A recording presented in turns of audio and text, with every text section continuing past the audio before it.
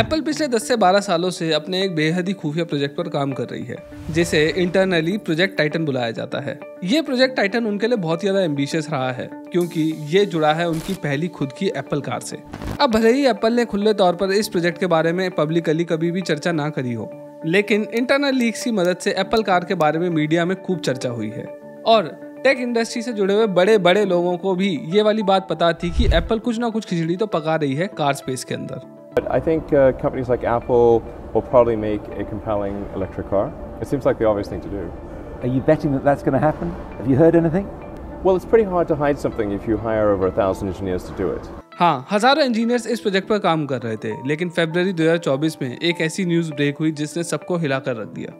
Apple winding down its electric car effort, and CBC's Steve Kovac joins us now at the table with more on all of it. What happened? Yes, scrapping plans, hitting the brakes, whatever metaphor you want to use. But look, this is all coming, Andrew, after about a decade and billions of dollars in spending. After 10 years and billions of dollars, Apple has abandoned its plan to create an electric car. Yeah, so Apple this morning officially canceled work on a self-driving electric car.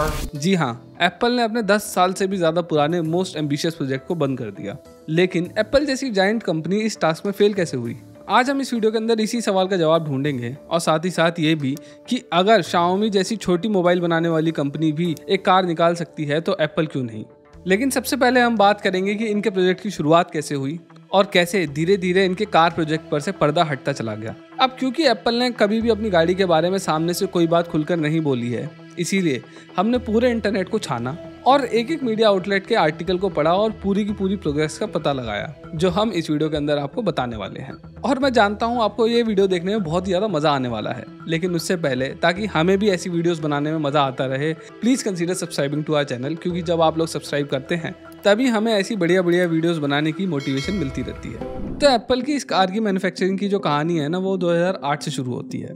Apple की team में रह चुके और कई products पे काम कर चुके टोनी फेडेल ने ब्लूमबर्ग को बताया कि उन्होंने 2008 में स्टीव जॉब्स के साथ मिलकर एक कार बनाने का सपना देखा था, जो कि एप्पल की ब्रांडिंग के साथ आती और वो एक ऐसी गाड़ी होती जिसके अंदर कोई भी ड्राइवर नहीं होता, यानी कि उन्होंने एक फुल्ली ऑटोनोमस गाड़ी बनाने का सपना देखा था। लेकिन 2008 ही वो साल था जब आईफोन ने मार्केट के अंदर अच्छी पकड़ बनानी चालू करी थी, इसीलिए ये जो कार बनाने वाला आइडिया था ना, ये बैकफुट पर चला गया। लेकिन फिर 2015 में कैलिफोर्निया के सैन फ्रांसिस्को में एक डॉज की कैरावैन को देखा गया जिस पर बहुत ही सारे सेंसर लगे हुए थे और इस गाड़ी को देखकर लग रहा था कि ये कोई ऑटोनोमस व्हीकल है। अब क्या है कि आज से 10 साल पहले ना कई सारे ब्रांड्स अपने ऑटोनोमस व्हीकल्स की ना टेस्टिंग कर रहे थे और वो इनिशियल फेज में थे, तो ऐसी गाड़ियां अक्सर दिखा करती थी, तो लोगों का ना इस पे ज़्यादा ध्यान नहीं गया था। लेकिन दुनिया की नज़र इस गाड़ी पर तब जमी जब American news media outlet CBS news ने ये खुलासा किया कि ये जो ऑटोनोमस डॉज कैरावैन थी ना, ये एप्पल को लीज करी गई थी। अब इसके बाद धीरे धीरे ये खबरें सामने आने लगी कि जो एप्पल है वो दूसरे कार मेकर्स के एम्प्लॉयज़ को हायर कर रही है और 1000 एम्प्लॉयज़ की टीम बना रही है, जो कि प्रोजेक्ट टाइटन के पार्ट होंगे, यानी कि उस प्रोजेक्ट के पार्ट होंगे जो कि एप्पल की इस कार की मार्केट के अंदर एंट्री को अप्रूव करेगा। अब एप्पल एक टेक्नोलॉजी कंपनी थी, इसीलिए वो चीज़ों को थोड़ा अलग तरीके से करने की कोशिश कर रहे थे। अब ये जो डॉज की वैन देखी गई थी, इससे ये तो क्लियर हो ही गया था कि वो एक ऑटोनोमस व्हीकल बनाने की कोशिश कर रहे हैं और आने वाले टाइम में EVs भी बहुत ज़्यादा डोमिनेट करने वाली है। तो एप्पल ने सोचा क्यों ना डायरेक्टली एक ऐसी कंपनी को एक्वायर कर लिया जाए जो कि ऐसी EVs बना रही हैं जिनके अंदर ऑलरेडी ऑटोनोमस कैपेबिलिटीज़ हैं। अब उस टाइम पर एक ही कंपनी थी जो ऐसा कर रही थी और वो थी टेस्ला, और ये लोग खरीदना भी टेस्ला को ही चाहते थे, लेकिन ऐसा हो नहीं पाया। फिर 2000 जुलाई में ये खबर सामने आई कि जो टिम कुक हैं, यानी कि एप्पल के CEO, उन्होंने BMW के हेडक्वार्टर्स को विजिट किया था, क्योंकि शायद से टिम कुक BMW की छोटी इलेक्ट्रिक हैचबैक यानी कि BMW i3 में काफ़ी ज़्यादा इंटरेस्टेड थे और BMW के साथ पार्टनर अप करके गाड़ी मैन्युफैक्चर करना चाहते थे। लेकिन बाद में रॉयटर्स की एक रिपोर्ट आई जिसमें यह बताया गया कि शायद से अब एप्पल और BMW के बीच में जो पार्टनरशिप होने वाली थी वो रद्द हो चुकी है, क्योंकि एप्पल चाहता था कि जो उनकी EV है वो 100% क्लाउड प्लेटफॉर्म पर बेस्ड हो, जो कि शायद से BMW या तो करना नहीं चाहता था या वो करने में सक्षम नहीं था, इसीलिए ये प्लान रद्द हो गया। और अब क्योंकि एप्पल कोई भी ऑटोमोटिव ब्रांड को एक्वायर नहीं कर पाया, इसीलिए एप्पल ने अपनी प्रोजेक्ट टाइटन की टीम को और भी ज़्यादा बड़ा बनाने का सोचा और इसे और भी ज़्यादा मजबूत करने का सोचा, जिसके लिए उन्होंने लैम्बोर्गिनी, पोर्शा, ऑडी और ना जाने कितने ही ब्रांड्स के एम्प्लॉयज़ को हायर करना चालू कर दिया।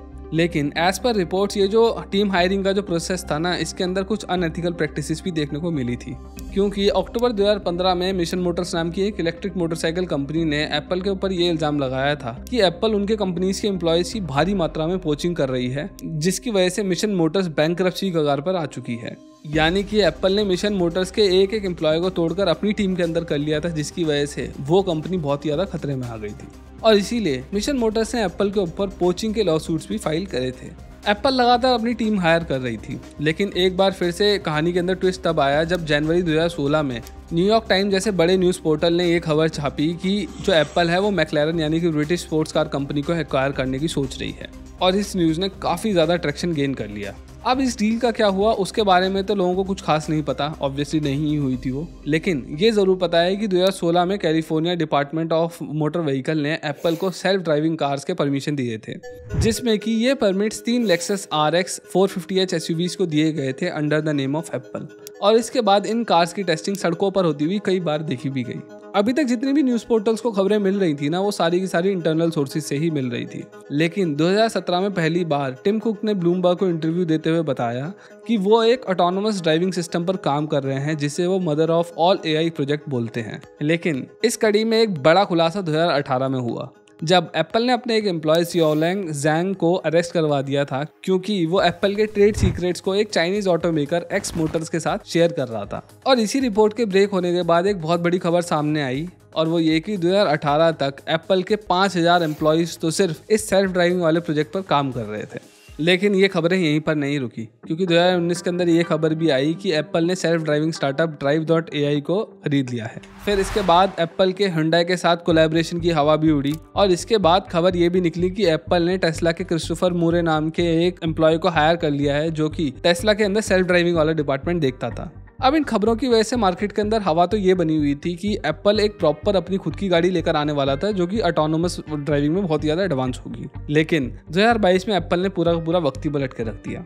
2022 में एप्पल की तरफ से सिर्फ ये स्टेटमेंट आती है कि वो अपने एप्पल कार प्ले को फुल डैशबोर्ड सिस्टम बनाने की कोशिश कर रहे हैं, और वो गाड़ी के बारे में कुछ भी नहीं बोलते हैं। एंड कट टू 2024, ब्लूमबर्ग ने फेब 2024 में ये खबर छाप दी कि उनको इंटरनल सोर्सेज से ये पता लगा है कि 10 साल लंबी चली इस नाटकबाजी और उठापटक के बाद और लगभग $10 बिलियन इस प्रोजेक्ट में डालने के बाद एप्पल ने इस प्रोजेक्ट को बंद कर दिया है, यानी कि प्रोजेक्ट टाइटन को बंद कर दिया है। लेकिन आखिर ऐसा क्यों?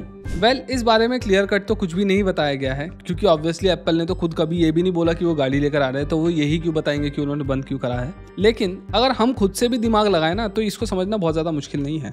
चलो थोड़ा ना एप्पल गाड़ी बनाना क्यों चाहते थे पहले उसको समझते हैं। दरअसल शुरुआत में एप्पल अपनी गाड़ी को IoT यानी कि इंटरनेट ऑफ थिंग्स के चक्कर में बनाना चाहती थी। इंटरनेट ऑफ थिंग कई कनेक्टेड डिवाइसेस के एक नेटवर्क को बोला जाता है, जो कि क्लाउड से और आपस में कनेक्टेड होते हैं, और इन डिवाइसेस को आप अपने दिनचर्या के अंदर यूज करते हैं, जैसे कि आपका स्मार्टफोन हो गया, टैबलेट या फिर स्मार्ट टीवी या फिर लैपटॉप वगैरह। और एक ऐसी और चीज़ है जो आप दिन में रोज यूज करते हैं, और वो है आपकी गाड़ी। और एप्पल क्या चाहता था कि वो भी आपकी कार को एक कनेक्टेड डिवाइस बनाना चाहता था। लेकिन जैसे जैसे एप्पल ने अपने इस प्रोजेक्ट के अंदर प्रोग्रेस करी, तो उन्होंने ये नोटिस करा कि काफ़ी सारे ब्रांड्स ऑलरेडी इस कनेक्टेड डिवाइस वाले सिस्टम के अंदर बहुत ज़्यादा अच्छा कर रहे हैं। क्योंकि आप लोग खुद भी देख पा रहे होंगे कि चाहे फिर वो टेस्ला हो, कोई चाइना की रैंडम कंपनी हो, या फिर कोरियन कंपनीज, सभी की जो कार्स हैं वो आजकल काफ़ी ज़्यादा अच्छी तरीके से वेल कनेक्टेड होती हैं आपके फ़ोन से।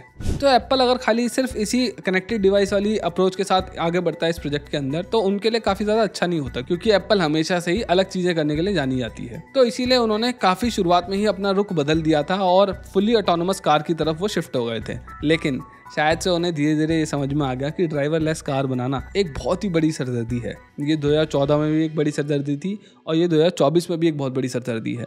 अब एप्पल के अंदर क्या हुआ वो तो मैं नहीं बता सकता, लेकिन हमने देखा है कि जो टेस्ला की कार्स हैं और बाकी जो ऑटोनोमस टेक्नोलॉजी पे चलने वाली गाड़ी हैं, जो कि फुली ऑटोनोमस है भी नहीं, उनके कई सारे एक्सीडेंट्स ऑलरेडी हो चुके हैं। इसीलिए गवर्नमेंट्स भी अलाउ नहीं करती हैं कि कोई भी गाड़ी पूरी तरीके से ऑटोनोमसली चले। तो फिर शायद से एप्पल को ये रियलाइज हुआ कि एक सब स्टैंडर्ड ऑटोनोमस व्हीकल बनाने से बढ़िया है कि वो इस प्रोजेक्ट में घुसे ही ना, क्योंकि हम सब जानते हैं कि अगर एप्पल कुछ अलग नहीं कर पाता है ना, तो वो उस प्रोजेक्ट के अंदर हाथ ही नहीं डालता है। लेकिन अगर हम एप्पल को एक तरफ कर दें और बाकी टेक्नोलॉजी और मोबाइल फ़ोन ब्रांड्स के बारे में बात करें, तो बहुत सारे ब्रांड्स ऐसे हैं जिनको कुछ अलग करने की कोई वो नहीं है ख्वाहिश। जैसे कि अगर हम Xiaomi की बात करें, तो उसने भी अपनी एक इलेक्ट्रिक कार लॉन्च करी है, जो कि बहुत सारी कार से इंस्पायर्ड लगती है। लेकिन अगर हम उसको इनोवेशन पॉइंट ऑफ व्यू से देखें ना, तो ऐसा कुछ खास वो ऑफर नहीं करती है, क्योंकि क्या है कि ये गाड़ी बस Xiaomi के हाइपर OS पर ऑपरेट करती है, जिसकी वजह से इनकी गाड़ी बहुत ज़्यादा अच्छी तरीके से कनेक्ट हो पाएगी इनके स्मार्टफोन से, यानी कि MI के स्मार्टफोन से। लेकिन हम सभी लोग जानते हैं कि एक 50 से 60 लाख रुपए वाली गाड़ी चलाने वाला बंदा MI का फ़ोन तो यूज़ नहीं कर सकता है।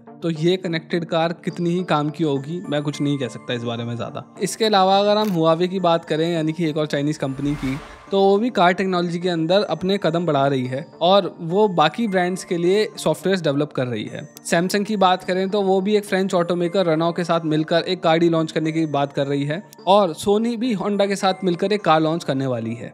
देखो, इन मोबाइल फ़ोन मेकर्स की कोशिश सिंपल सी है, वो आपकी गाड़ी को एक हाईटेक डिवाइस के अंदर कन्वर्ट करना चाहते हैं, और इसीलिए या तो वो खुद की गाड़ी बनाने की कोशिश कर रहे हैं या फिर वो बाकी एग्जिस्टिंग कार्स के लिए एक सॉफ्टवेयर डेवलप करने की कोशिश कर रहे हैं। लेकिन अगर हम ध्यान से इस बात को देखें ना, तो ये एक बहुत बड़ा कोई गेम नहीं है, क्योंकि ऑलरेडी कई सारे चाइनीज़ और अमेरिकन कार ब्रांड्स अच्छी तरीके से वेल कनेक्टेड कार्स को बना रहे हैं, जैसे मैंने पहले ही बोला। और अगर हम इस गेम को एप्पल के पर्सपेक्टिव में देखें ना, तो वो ये गेम तो ऑलरेडी जीत चुके हैं, क्योंकि उनका जो एप्पल कार प्ले है वो already majority of car brands की कार में आ रहा है। तो उनको तो अपने इस एप्पल कार प्ले को और भी ज़्यादा मजबूत बनाना है, और वो ऑलरेडी गेम में बहुत ज़्यादा आगे हैं। अब सॉफ्टवेयर में तो एप्पल बहुत अच्छा कर सकती है, लेकिन उनकी गाड़ी बनाने के सपने तो अब सपने ही रह गए हैं। लेकिन हाँ, फिर भी ज़रूर बताइए कि क्या अगर एप्पल एक मीडियोकर सी गाड़ी लेकर आता है Xiaomi जैसी, जो ऑब्वियसली एप्पल की स्ट्रेटजी के हिसाब से बनी हो, डिज़ाइन वगैरह, तो क्या वो एक ऐसा माहौल क्रिएट कर पाएंगे जैसे कि एप्पल के आईफोन ने तब क्रिएट करा था जब वो लॉन्च हुआ था? आप कमेंट्स में ज़रूर बताइए। इस वीडियो में बस इतना ही। अगर आपको मेरी ये वीडियो पसंद आई हो तो please consider subscribing to our channel, और वो बेल आइकन को ज़रूर दबाना, वरना आपको ये पता नहीं चलेगा कि मेरी वीडियो कब आई और कब चली गई। Thank you.